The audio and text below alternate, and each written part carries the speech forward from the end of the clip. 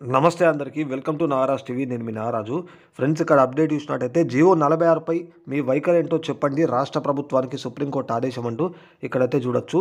So video కూడా పూర్తి వరకు చూడండి. ఉన్న ఇన్ఫర్మేషన్ ప్రకారం మీకు అప్డేట్ అందిస్తూ ఉన్నా. మరిన్ని అప్డేట్స్ కోసం కూడా ఛానల్ని ఫాలో అవుతుందండి. తెలంగాణ రాష్ట్ర పోలీస్ రిక్రూట్మెంట్ బోర్డు చేపట్టిన స్పెషల్ పోలీసు నియామకాల్లో జియో నెంబర్ 46పై నెల రోజుల్లో వైఖరి తెలపాలని రాష్ట్ర ప్రభుత్వాన్ని సుప్రీంకోర్టు ఆదేశించిందంటూ ఇక్కడ జియో 46కు సంబంధించి ఈ అప్డేట్ అయితే ఇస్తూ ఉన్నాం.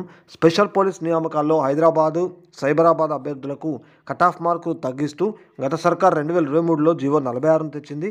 ఈ జియోను సవాల్ చేస్తూ పలువురు అభ్యర్థులు హైకోర్టును ఆశ్రయించగా నిరాశ ఎదురైంది. ఈ తీర్పును ఇక్కడ మాటూరి శ్రీకాంత్, బీఆర్ఎస్ నేత రాకేష్ రెడ్డితో పాటు మరో 74 మంది సుప్రీంకోర్టులో అప్పీల్ చేశారంటూ కూడా ఇక్కడ చూడొచ్చు. ఈ పిటిషన్ను సోమవారం హైకోర్టు విచారించింది.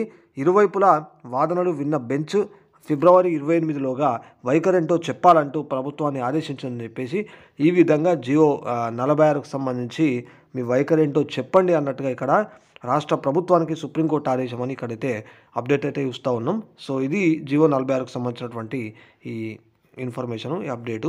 సో ఈ వీడియో నచ్చినట్టయితే లైక్ చేసి షేర్ చేయండి. మరిన్ని వీడియోలతో మళ్ళీ మేము ముందుకు వస్తాను.